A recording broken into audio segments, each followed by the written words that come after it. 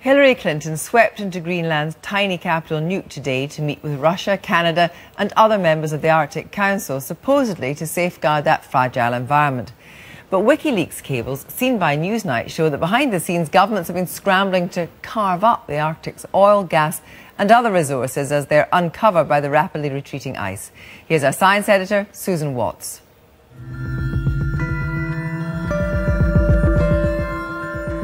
Only one woman, it seems, can save the polar bears and peoples of the distant north as the ice melts. How do we like Greenland so far? Oh, I love it. I'm so happy we're having the meeting here. US Secretary of State Hillary Clinton joined leaders from the Arctic nations in Greenland today for that mission. Of course, we are here because of our shared concern and commitment to the Arctic. This region faces so many challenges, especially with the harmful effects of climate change on its ecology, natural resources, and the livelihoods of millions of people who are used to living off the land and the seas. But how does that square with the picture of that same Arctic painted by the leaked US cables seen by Newsnight, where her own diplomats quote conversations about carving up oil and gas resources as the ice retreats? And a few moments later, Mrs. Clinton seemed to have forgotten about the harmful effects of climate change. There are other issues at stake. The melting of sea ice, for example, will result in more shipping, fishing, and tourism, and the possibility to develop newly accessible oil and gas reserves.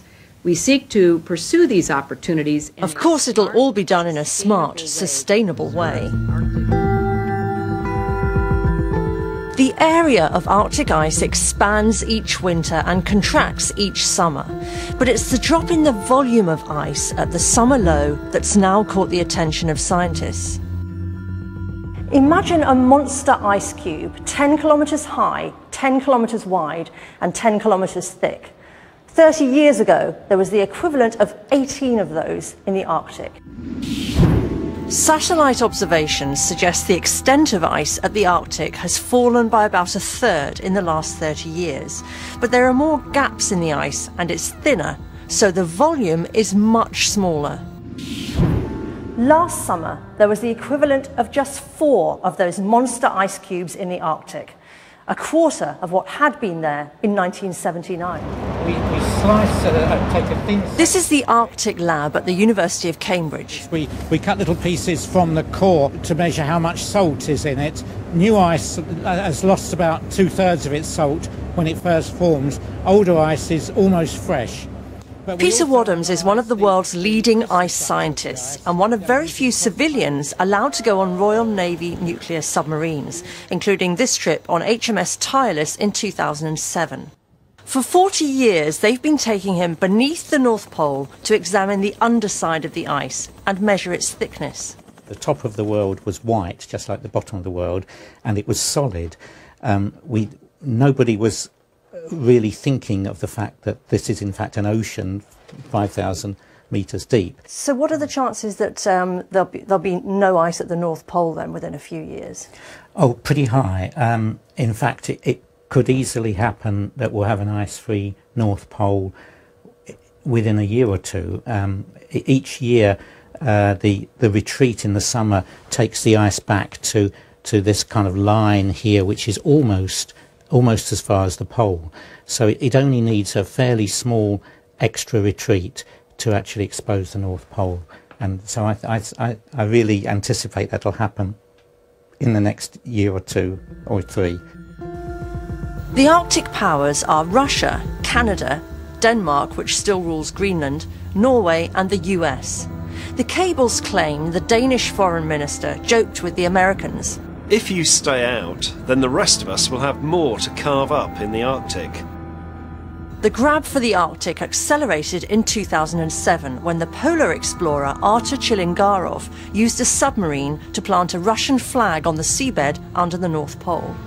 According to the cables, a senior Russian official told the Americans that this was a deliberate move by the Kremlin and that Chilingarov was following orders from the ruling United Russia Party.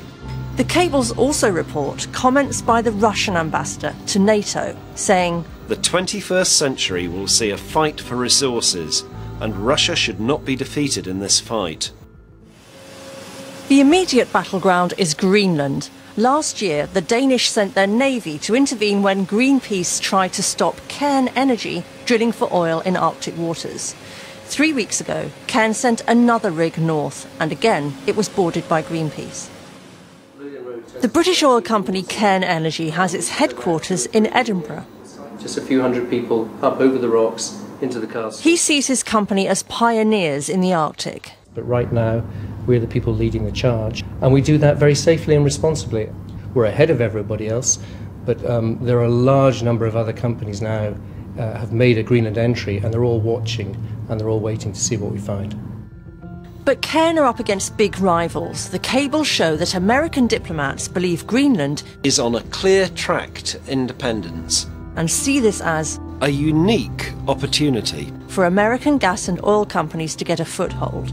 They report a senior Greenland official as saying Greenland is just one big oil strike away from independence.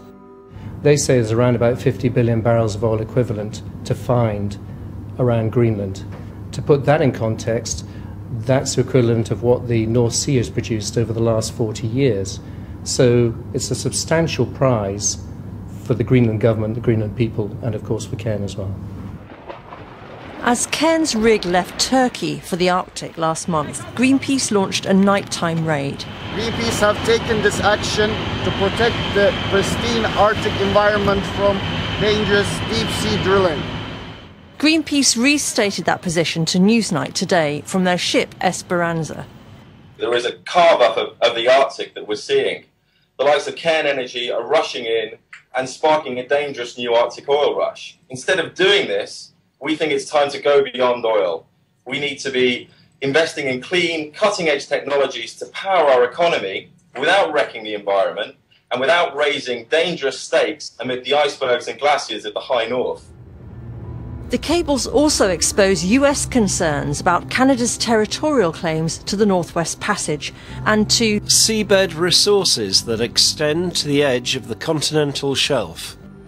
They also report Canadian Premier Stephen Harper telling NATO to keep out of the Arctic. The protection and promotion of Canada's sovereignty over what is our North. He is said to have claimed that some European countries without Arctic territories were trying to use NATO to give them influence in an area where they don't belong.